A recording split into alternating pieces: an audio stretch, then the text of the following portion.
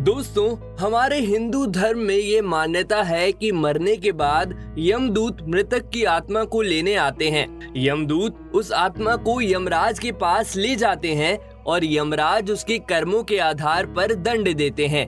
मृत्यु से पहले यमदूत या यमराज को देखना असंभव है। परंतु दोस्तों, आज हम आपको जिस व्यक्ति की कहानी बताने जा रहे हैं, उसने मृत्यु से पहले ही यमदूत के दर्शन कर लिए। यही नहीं दोस्तों, यमदूत ने उस व्यक्ति को सच्चाई और भक्ति के मार्ग पर चलने का उपदेश भी दिया था। दोस्तों, ये कोई बनाई हुई झूठी कहानी नहीं, बल्कि राजस्थान की जयपुर की एक सच्ची घटना है। जयपुर में रहने वाले श्रीरंग नामक एक व्यापारी को यमदूत के दर्शन हुए थे। यमदूत से उनकी बातचीत भी हुई थी। और दोस्तों, सबसे अचरज की बात तो यह है कि उस व्यापारी ने यमदूत की बात भी मानी थी। इस बात के सच होने की पुष्टि गीता प्रेस भी कर चुकी है। दोस्तों, गीता प्रेस एक फेमस प्रेस है और भगवत गीता से लेकर ज्यादातर हिंदू धार्मिक पुस्तकें वहीं से छपती हैं। गीता प्रेस किसी भी कहानी को ऐसे ही नहीं छापती, और क्योंकि गीता प्रेस ने खुद इस कहानी को अपनी किताब में छापा था, इससे इस कहानी की सत्यता का पता चलता है। तो दोस्तों, आज हम आपको श्रीरंग नामक उस व्यापारी की कहानी सुनाएंगे जिसने जीते जी यमदूत के दर्शन कर लिए। क्यों उस यमदूत ने उस व्यापारी को दर्शन दिए? क्या था यमदूत और उस व्यापारी के बीच का संबंध?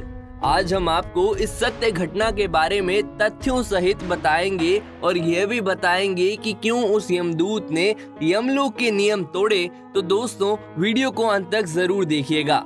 दोस्तों, श्रीरंग जी जयपुर के दौसा ग्राम के रहने वाले थे तथा उनका नाम भक्त अनंतानंद के परम शिष्यों में आता है। श्रीरंग जी की ये कहानी उनके अनंतानंद जी के भक्त बनने से पहले की है।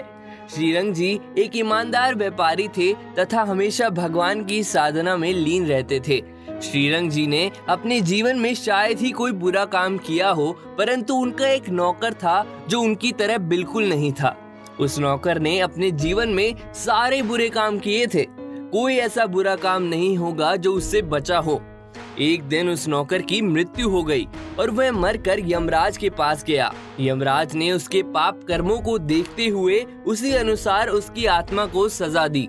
सजा पूरी हो जाने के बाद उसे यमराज ने वहीं यमदूत के काम पर रख लिया।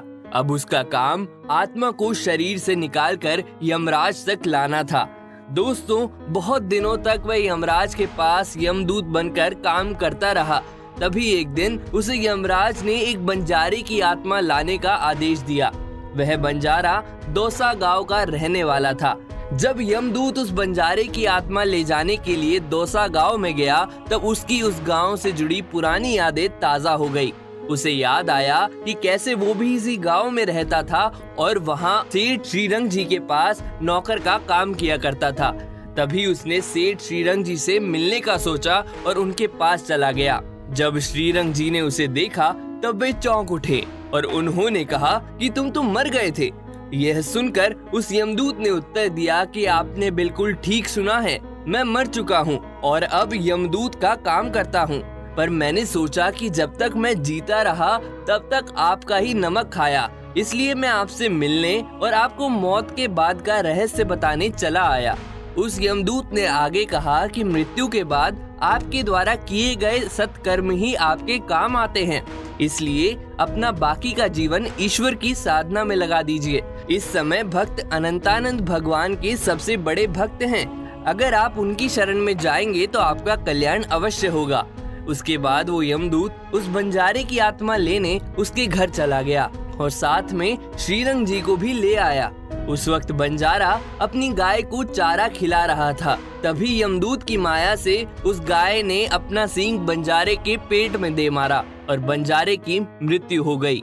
यमदूत बंजारे की आत्मा को लेकर चला गया और वहीं खड़े श्रीरंग जी जीवन और मृत्यु का खेल देखते रहे। वे समझ गए कि मृत्यु कभी भी आ सकती है, इसलिए उन्हें आभास हुआ कि उन्हें अपने कर्मों को और अच्छा करना होगा ताकि मृत्यु के बाद दुख ना भोगना पड़े। बाद में श्रीरंग जी ने उस यमदूत के कहे अनुसार काम किया। वे भक्त अनंतानंद के शरण में आ गए और कई वर्षों तक उनकी सेवा की। बाद में वे अनंतानंद जी के कहे अनुसार पुनः अपने घर वापस आए और प्रभु की भक्ति का प्रचार भी किया। तो दोस्तों, इस प्रकार श्रीरंग जी ने बिना मृत्यु के यमदूत के दर्शन किए, जिसका उनके जीवन पर बहुत गहरा प्रभाव पड़ा। इस घटना का प्रकाशन गीता प्रेस ने भी किया था। तो दोस्तों, आपको श्रीरंग जी के जीवन की ये सच्ची घटना कैसी लगी, हमें कमेंट करके जरूर बताएं और इस वीडियो को लाइक कर चैनल को सब्सक्राइब करें। दोस्तों, इस वीडियो को दूर दूर तक अपने शुभ चिंतकों के बीच शेयर करें, ताकि वे भी अपना जीवन अच्छे कामों में लगाकर प्रभु का विशेष सानिध्य प्राप्त कर सकें।